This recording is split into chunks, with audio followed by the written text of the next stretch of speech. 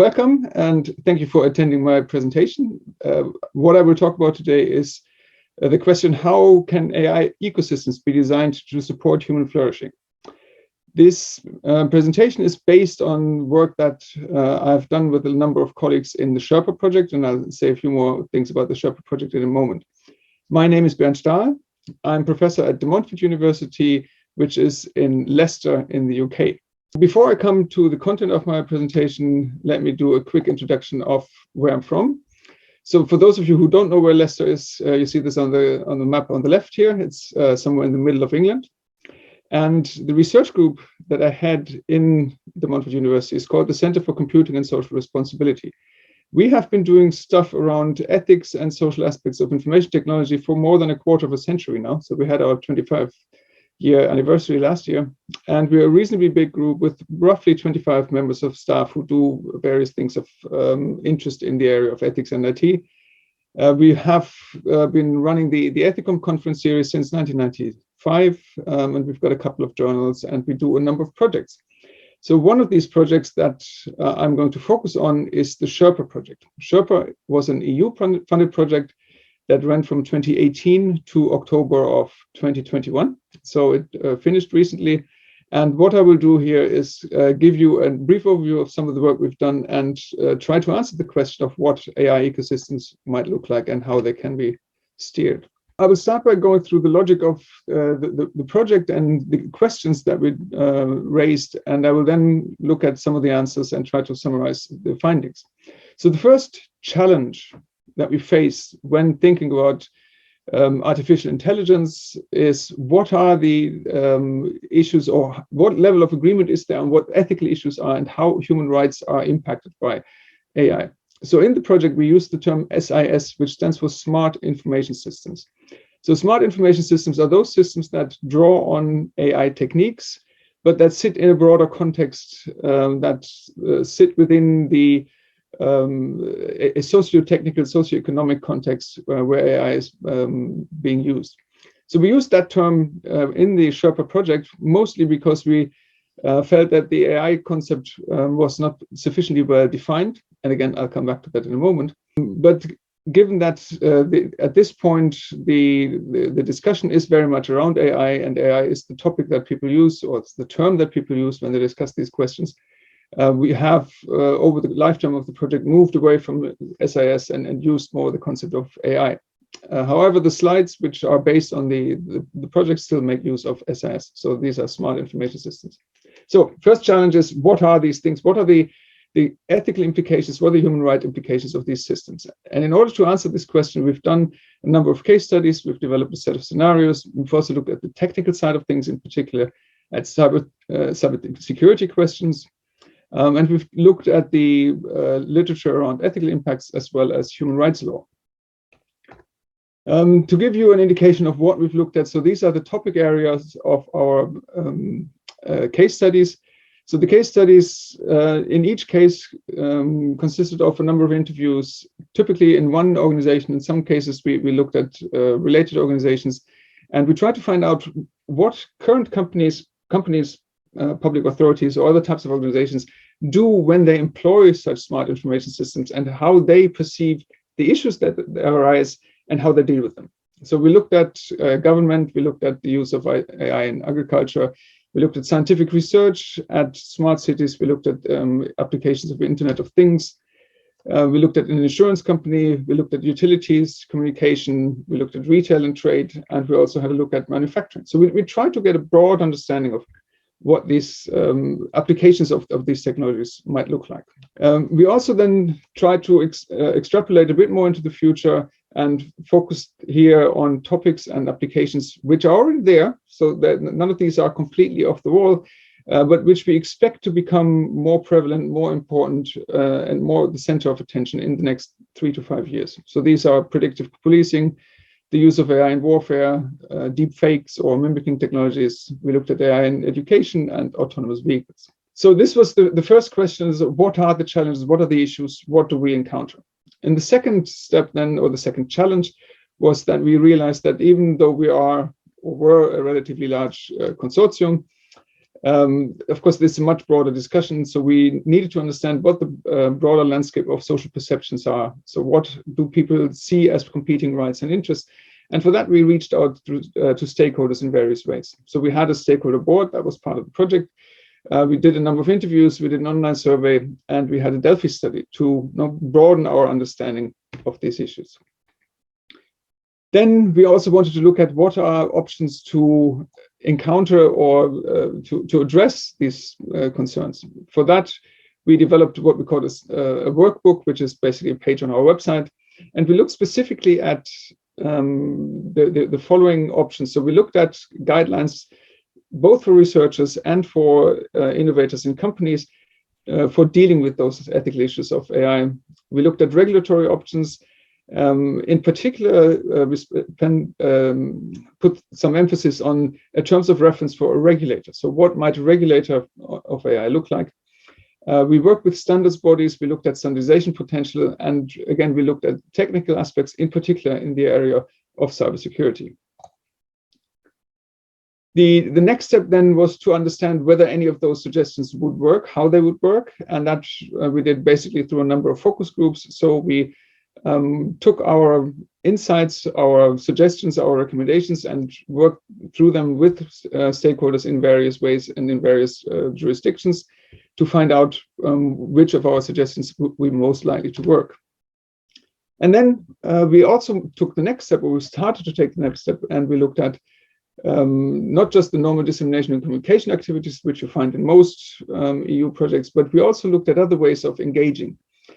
So important is the last point here is that we had an advocacy arm. So we explicitly reached out to, in particular, European policymakers. And of course, the timing was very good because the project took place during the preparation of the white paper and the first draft of the planned regulation of AI in the European Union. And we also, I think quite importantly, had an artist in residence, a member of the consortium, who tried to use artistic means to represent and find ways of talking about these things in order to address further audiences. So that was the logic of the project. Now I'll come to the content. So why do we use AI? So what's the purpose of AI? And I think there are various different purposes that you can find in the literature and in publications.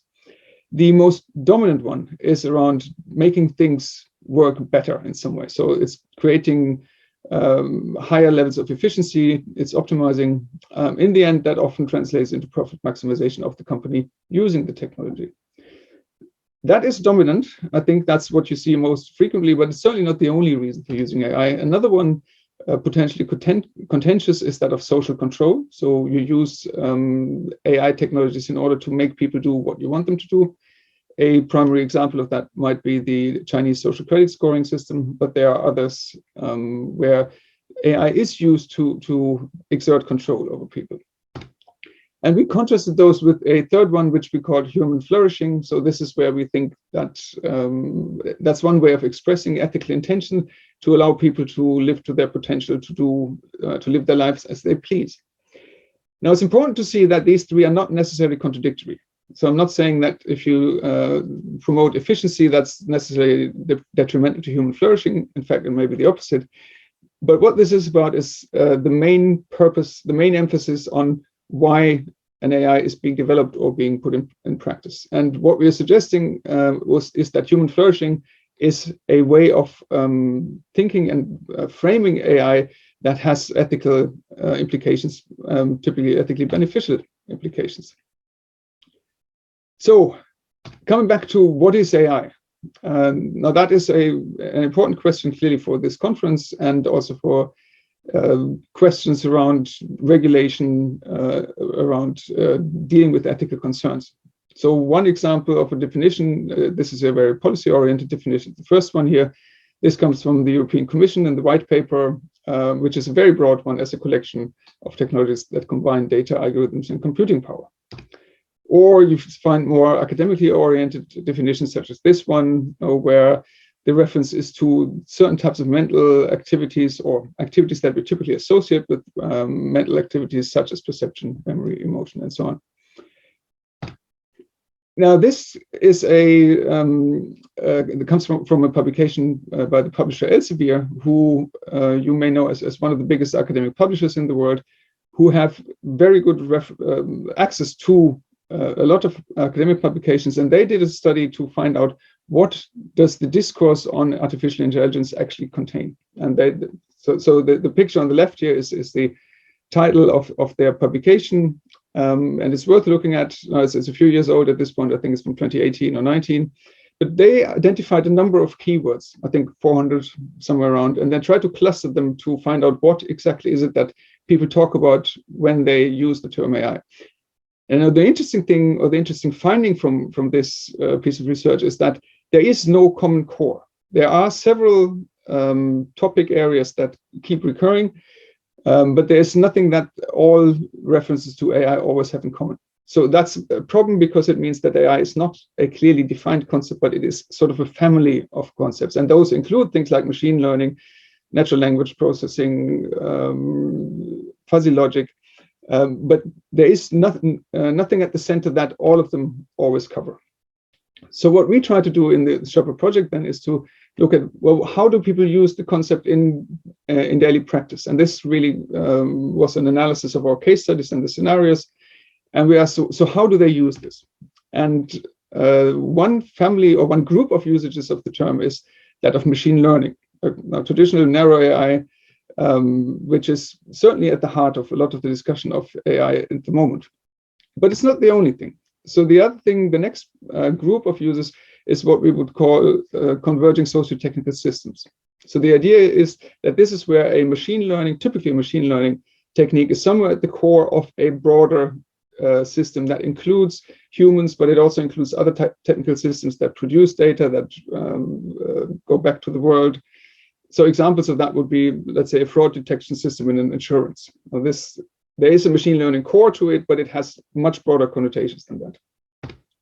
And then finally, there's what's sometimes called general AI, or artificial general intelligence, or good old-fashioned intelligence. So this idea that you have technologies which are truly human in their abilities. Now, none of these, no such technology currently exists, but it is something that is referred to in the discourse. Now, each of these three groups of AI has different types of characteristics. So machine learning is difficult to understand because the states of the system change over time. It may be unpredictable, and it requires big data both for training and for validation purposes. These converging socio-technical systems are typically described as having large social impact. They can be manipulatory, they can make people do stuff, and they are often seen as autonomous. And then finally, artificial general intelligence is characterized by its reference to human nature, to the nature of intelligence, to the questions of what counts as reality. Now, if we take these three groups, then the question is, what are the ethical issues? And you can do some mapping between those. So there are specific issues related to machine learning, and there are broader questions around how we live in the digital world, which are related to those converging socio-technical systems. And finally, there are metaphysical questions, which have to do with artificial general intelligence. So examples of such ethical issues for machine learning are things like biases and discrimination, which we know can be integrated or can be imported into a system through biased data, for example. There are questions around security. There are questions around data protection, which arise from the need of having large amounts of data. The broader questions around living in a digital world are things like the autonomy. How do these systems affect our autonomy as users? There are questions around power, that's political power, but also economic power, the concerns about the market power of the big internet companies, questions around future of warfare, who benefits, who pays for these things, how do we balance these questions? And then on the metaphysical side, we have things like what's going to happen? Will there be a superintelligence? Will there be a singularity? Does it change human nature? Now, what you see here is that these are very different questions, and these different questions require different answers. So some of these may be capable of being addressed locally through technical means. Explainable AI is an attempt to, for example, deal with some of the specific questions from machine learning. Some of these are really political questions. Now, these are not technical questions, but these call for a societal level discussion around what we want to achieve with technology in society. And some of these are really fundamental questions from philosophy, maybe even theology, which may not be subject to a resolution, but which require ongoing reflection. The point here is that we have lots of different ethical issues. And they are not just many of them, but they have very different levels and very different complexity. The same can be said about what we can do about them. So these are what we call mitigation measures. So there are, as distinguished, 4 of them here. So there are policy approaches, there are organizational approaches, technical and individual ones. So examples of policy would be specific regulations, such as the forthcoming EU AI Act, but there can also be other types of regulation which are relevant to AI. And that can be things like human rights law, like competition law, labor law, you name them. On an organizational level, there are various different things that the organizations can do in order to address AI, such as risk assessment, impact assessment, quality assurance. All of these are things that many organizations already do, which could be extended to AI. Technically, there are ways of dealing with data protection, design guidelines, methodologies. Standards may be suitable here, in particular with regards to security. And finally, for individuals, there are various types of guidance mechanisms, from ethics frameworks, of which we have a proliferation now, through professional approaches, through methodologies, and so on. Again, the point being, there are different types of interventions. And then within those different types, there are lots of different ways of going about it. And then finally, to add to the complexity, have a quick look at the stakeholders. So I suggest there are 3 groups. You could carve this up differently, but there certainly are policy stakeholders, there are organizational stakeholders, and there are individuals.